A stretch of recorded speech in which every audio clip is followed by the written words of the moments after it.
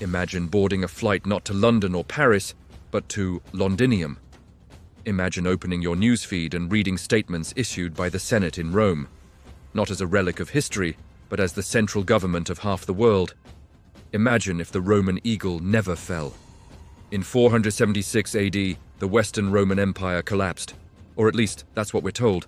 But what if it hadn't? What if Rome adapted, reformed, and survived? What if instead of medieval kingdoms and fractured Europe, we inherited a continuous Roman superstate? Today, we explore a world where the Roman Empire never fell, and what that world would look like right now.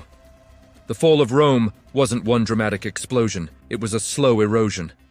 Economic strain, political instability, and overextended borders all played a part.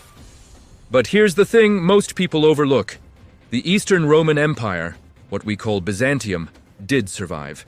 It lasted another 1,000 years. So Rome collapsing wasn't inevitable, it was preventable.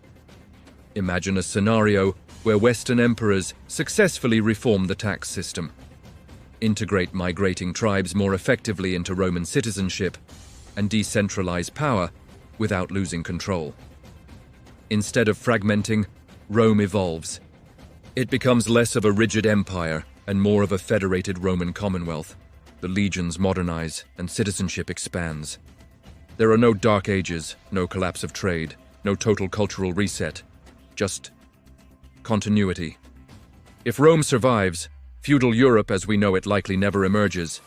There's no patchwork of warring medieval kingdoms, no rise of isolated monarchies like France or England. Instead, Western Europe remains administratively Roman. Latin evolves, but remains unified. You might be speaking a modernized form of Latin right now, instead of French, Spanish, or Italian. A surviving Roman state also means infrastructure continues. Roman roads expand instead of decay, aqueduct systems modernize. Europe doesn't become rural and fragmented. It stays urban, centralized, and connected. That alone could accelerate technological progress by centuries. What about religion? Christianity had already become Rome's official religion before the fall. If the empire survives, the church likely never splits in the same way. No sharp division between Catholic and Orthodox, and maybe no Protestant Reformation as we know it, because one unified imperial authority oversees religious disputes. The wars of religion that tore Europe apart, possibly avoided. But there's a trade-off. A unified empire might also suppress religious dissent more efficiently. And what about Islam and the Middle East? In our timeline, the rapid expansion of early Islamic caliphates reshaped territories that once belonged to Rome. But if a strong Roman state still controlled Egypt, the Levant, and North Africa, expansion becomes much harder. Instead of fractured Byzantine defenses, Islamic forces would face a consolidated superpower. Perhaps Islam still rises, but its geographic reach changes. Perhaps the Mediterranean remains a Roman lake. That single difference reshapes everything. Would Rome explore the Atlantic? Almost certainly. A stable Roman Empire would possess unmatched shipbuilding, engineering expertise, and centralized funding. Instead of Spain or Portugal launching transatlantic voyages, Rome might. Imagine Roman banners planted in the Americas, with colonies governed not by competing crowns, but by imperial administrators. The New World becomes a series of Roman provinces. But would technology advance faster or slower? Here's where it gets interesting. Rome was brilliant at engineering, but its economy relied heavily on slave labor, which often reduces the incentive to innovate machinery.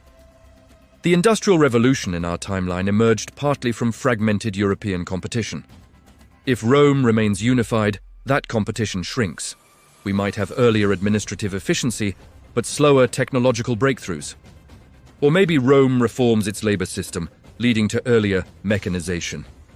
In that world, we could be centuries ahead, or strangely behind.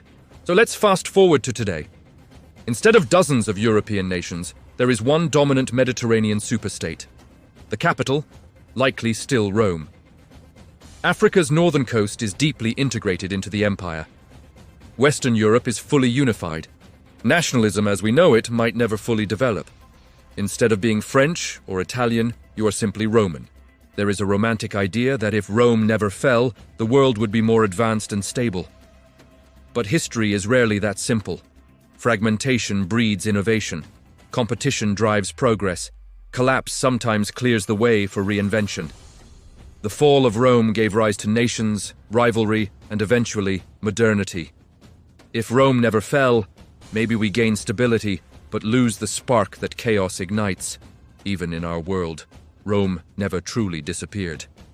Its laws influence our courts, its architecture shapes our cities, its language echoes in our vocabulary. In many ways, we are already living in Rome's shadow. The real question isn't what the world would look like if Rome never fell. It's whether we ever truly left it. Thanks for watching.